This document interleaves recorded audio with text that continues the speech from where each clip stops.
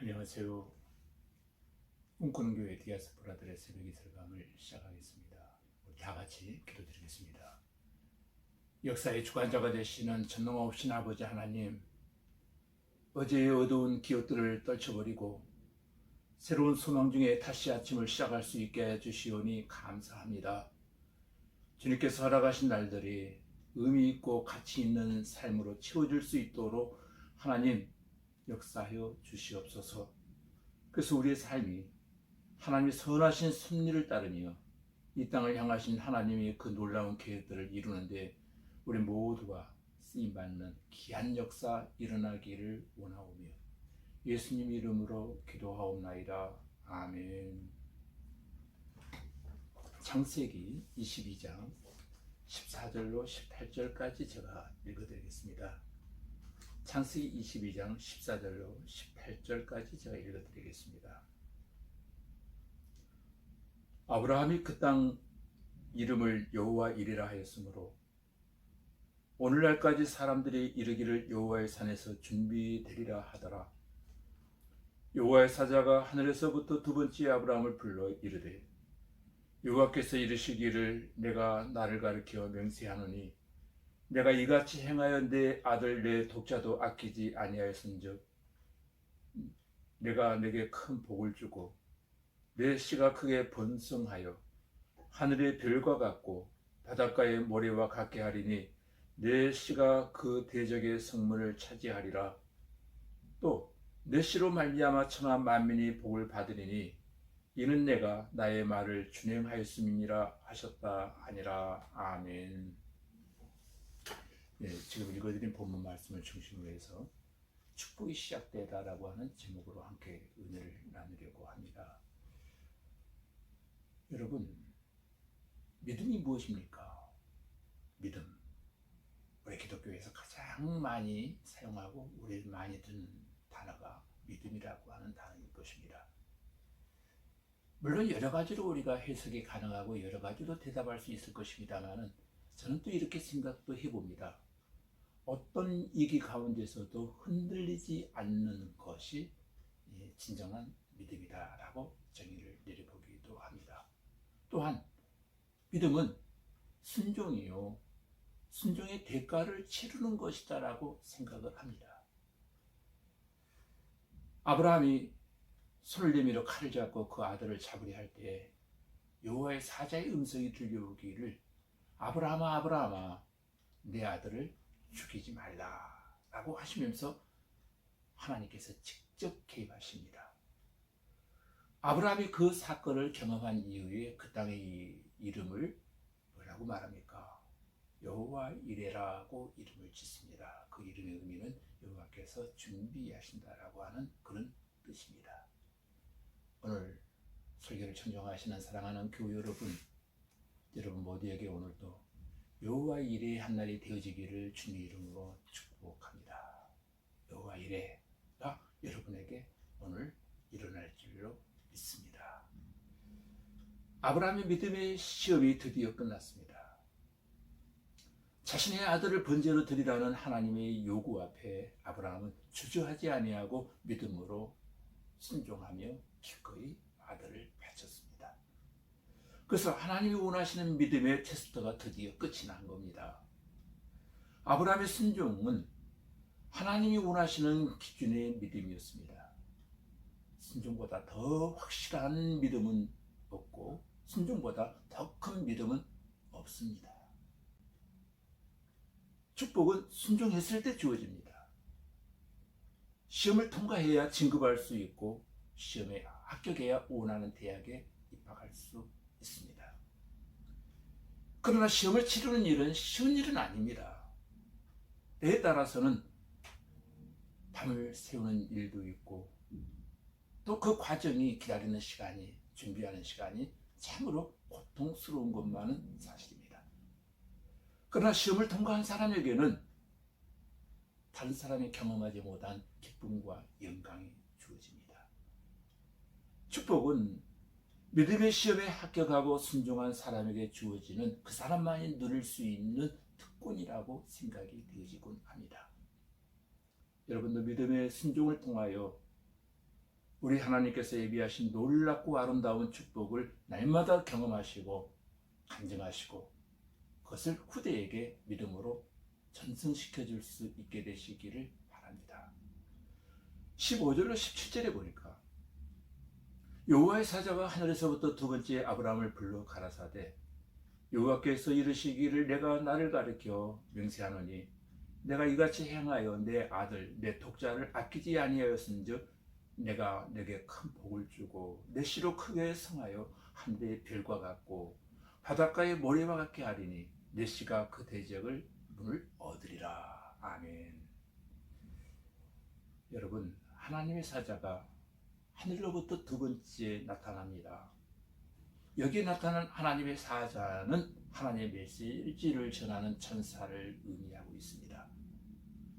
아브라함 이삭을 죽이기 위해 칼을 내려치는 그 순간 하나님 천사는 크게 외쳤습니다. 아브라함아 아브라함아 그 아이에게 손을 대지 말라. 그에게 아무 일도 하지 말라. 내가 내 아들 내 독자라도 아끼지 아니하였은즉 내가 이제야 내가 하나님을 경외하는 줄 아노라고 말씀하십니다. 처음 여호와의 사자가 나타났을 때입니다. 여러분, 하나님의 관심은 이삭을 죽이는 것에 있지 않았습니다. 아브라함의 믿음의 정도를 알아보는 데 있었다는 것입니다. 너는 나를 사랑하기 때문에 너 자신을 포기할 수 있느냐? 자식이라도 포기할 수 있느냐라고 하는 하나님의 질문이었습니다. 그리고 하나님은 이렇게 말씀하십니다. 내가 내 믿음을 보았다. 내가 내 믿음을 보았으므로 어린 양을 준비했노라. 여러분, 그 어린 양은 예수 그리스도를 의미합니다. 두 번째 15절에 보니까 여호와의 사자가 두 번째 아브라함을 불러라고 되어 있는데 천사가 두 번째 나타난 이유는 아브라함을 축복하기 위해서 방문했다는 것입니다. 여러분, 약속을 신뢰하는 자에게 하나님은 은혜를 베풀어 주십니다. 16절로 17절에 보면 몇 가지 교훈을 우리는 여기서 배웁니다. 첫째, 천사가 하나님의 메시지를 전달할 때 내가 나를 가리켜 맹세하겠다라고 표현했습니다. 하나님은 반드시 그 약속을 지키시는 하나님이십니다. 하나님은 말씀하신 바를 절대로 바꾸지도 아니하십니다. 하나님은 친히 약속하십니다. 내가 보증하겠다. 하나님이 자기가 한 말을 자신이 보증하겠다고 말씀하십니다. 여러분, 저는 이 말씀이 너무 더 좋습니다. 하나님 보증하시겠답니다. 하나님의 약속을 믿으시기를 바랍니다. 하나님의 약속은 몇 천 년이 지나도 반드시 이루어집니다. 왜냐하면 하나님은 자기의 이름을 걸고 명세했기 때문입니다. 곧 자기의 이름을 걸고 명세했다라고 하는 것은 이런 말입니다. 자기의 명예를 걸고 우리와 약속하셨다는 그런 뜻이거든요. 하나님보다 더 위대한 이름이 없고 더 능력 있는 분이 없기 때문에 자신의 이름을 걸고 약속하십니다. 이 내용을 히브리서 기자는 이렇게 표현하고 있습니다. 히브리서 6장 13절로 14절에 보면은 하나님이 아브라함에게 약속하실 때에 가르쳐 명세할 자가 자기보다 더 큰 이가 없으므로 자기를 가르쳐 명세하여 가라사대 내가 반드시 너를 복주고 복주며 너를 번성케 하고 번성케 하리라 하셨더니 합니다. 이 말씀은 아브라함에게만 주시는 것이 아닙니다. 저와 여러분에게도 임하는 놀라운 축복의 약속인 줄로 믿습니다. 하나님은 분명히 아브라함에게 약속하셨습니다. 내가 너를 복주고 복주며 번성케 하고 번성케 하리라. 이 약속은 내 이름을 걸고 반드시 이루어지게 될 것이다 라고 하는 것이었습니다. 놀라운 이야기입니다. 이 약속 내용이 17절에 나와 있는데 어떤 내용입니까? 내게 복을 주겠다는 것입니다. 그리고 자녀를 번성케 하겠다는 약속입니다. 끝까지 순종하고 하나님 중심으로 살려고 몸부림치는 사람들에게는 바로 이러한 복, 상상을 초월한 복을 하나님께서 선물로 주시겠다라고 언약하고 계십니다. 그런데 중요한 것은 하나님이 주시는 이 복은 아브라함에게만 해당되지는 것이 아니라 그 후에 태어나는 약속의 자녀들인 저와 여러분들에게까지 이것이 해당되어지고 있다는 것입니다. 이 약속은 사실 처음 하는 것이 아닙니다.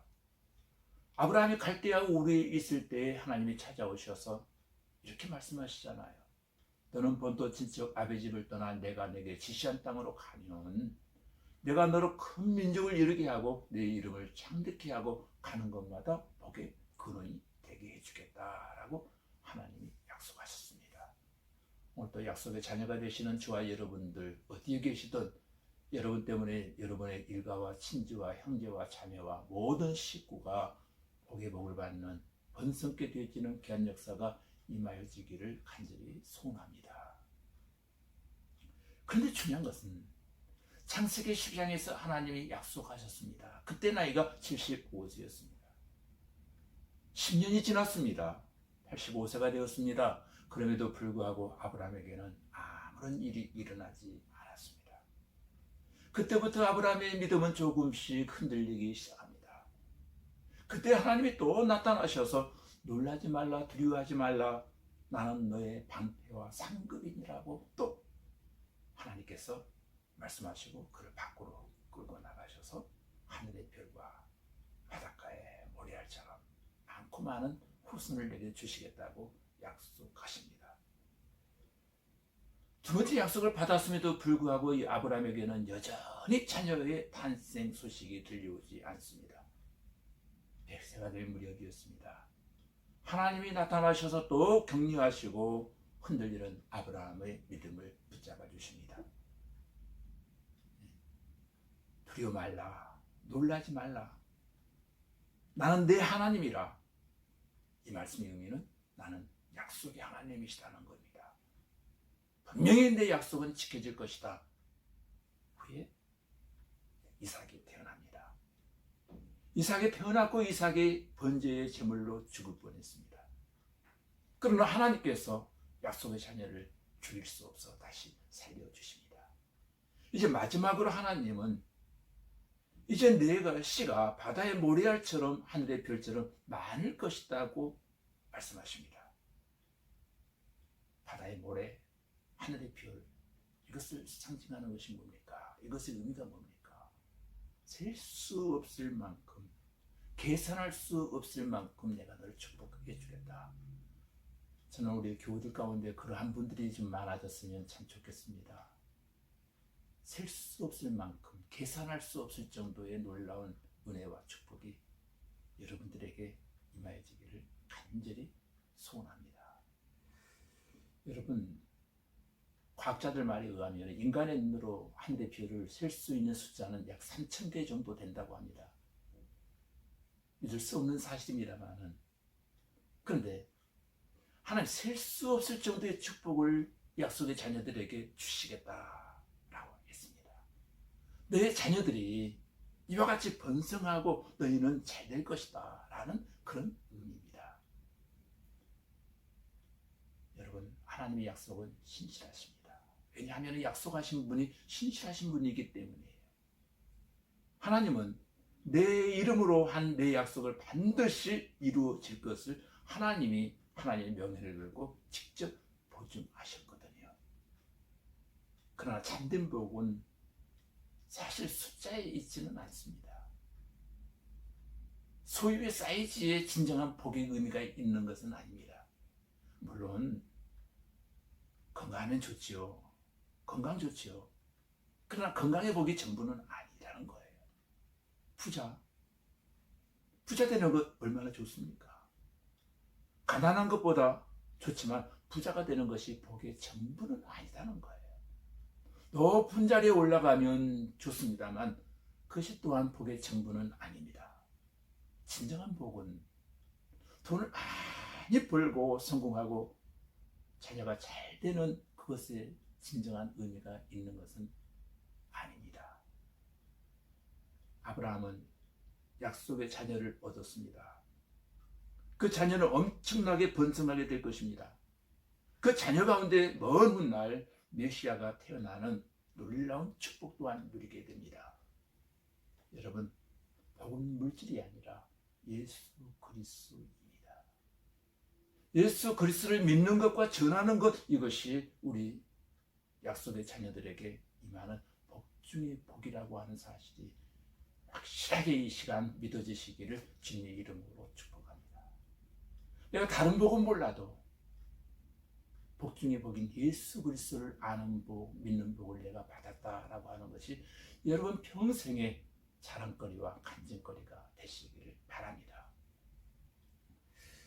여러분, 내 씨 가운데서 인류를 구원할 메시아가 태어날 것이다. 그리고 아브라함은 믿음의 조상이 될 것이라고 말씀하셨습니다. 아브라함에게 준 복이 바로 이것입니다. 18절 내용입니다. 또 내 씨로 말미암아 천하 만민이 복을 얻으리니 이는 내가 나의 말을 준행하였음이니라. 내 자녀로 말미암아 온 천하 만민이 복을 받게 될 것이다 라고 하나님이 지금 선포하고 계십니다. 중요한 것은 저와 여러분은 아브라함의 자녀들입니다. 왜냐하면 메시아이신 예수 그리스도를 믿는 사람들이기 때문이라는 거예요. 그 약속의 물질기를 가지고 있는 사람들이기 때문입니다. 우리가 가는 곳마다 복의 역사가 일어날 줄로 믿습니다. 여러분이 만나는 사람마다 복의 근원인 여러분들을 만났기 때문에 복받는 역사가 일어날 것입니다. 이것은 저와 여러분이 똑똑하고 잘나서가 아니라 우리 안에 예수 그리스도가 자정해 계시기 때문에 우리는 축복을 나누어주는 사람이고 어디 가서건 기쁨을 나누어주는 사람이고 절망을 소망으로 바꿔주는 사람이고 누군가에게 유익을 끼치는 그런 사람, 이 사람이 진정한 복덩어리, 축복의 사람인 줄로 믿습니다. 사랑하는 교우 여러분, 우리 주님께서 가시는 곳마다 개인이 변화되었습니다. 또한 역사가 바뀌었고 민족이 바뀌었고 또 가정들이 바뀌었습니다. 오늘 예수 그리스도가 내 안에 임재하심으로 말미암아 우리의 심령이 변화되어지는 귀한 역사가 오늘 또 임하여지기를 간절히 소원합니다. 여러분, 이런 복을 날마다 받아 누리게 되시기를 주님의 이름으로 축복합니다. 우리가 인생에서 시험을 만날 때 그 시험을 이기면 이런 복을 받게 되는 거예요. 하나님의 인정을 받게 되고 우리가 영적으로 성장하게 되고 다른 사람에게 복을 주는 사람이 되어질 것입니다. 자녀가 얼마나 많아졌다, 얼마나 부자가 되었다, 이런 것보다 더 큰 복은 오늘 아브라함의 받은 복인 줄로 믿습니다. 사람이 아니라 하나님께서 인정하는, 하나님께서 기이 여기는 그런 존귀한 사람들이 다 되어지기를 바랍니다. 날마다 성장하시고 날마다 발전하시고 크고 작은 시험을 통해서 날마다 여러분의 신앙이 업그레이드 되어져가는 역사가 일어나기를 주님 이름으로 축원합니다. 여러분의 성숙이, 여러분의 발전이 우리 주변의 모든 사람들에게 복을 나누어주는 아름다운 유익의 결과가 찾아오기를 주님의 이름으로 축복합니다. 기도하시겠습니다. 하나님, 믿음이란 무엇인가를 가르쳐 주시오니 감사합니다. 이제 우리들이 어떤 위기 가운데서도 흔들리지 아니하는 믿음의 반석들이 다 되게 하여 주시옵소서. 더 많이 믿음으로 순종하게 하시고 날마다 성장하고 날마다 발전하고 시험을 통해서 계속 새로워지고 더 높이 올라가는 귀한 역사 임하게 하여 주시옵소서. 예수님 이름으로 기도하옵나이다. 아멘.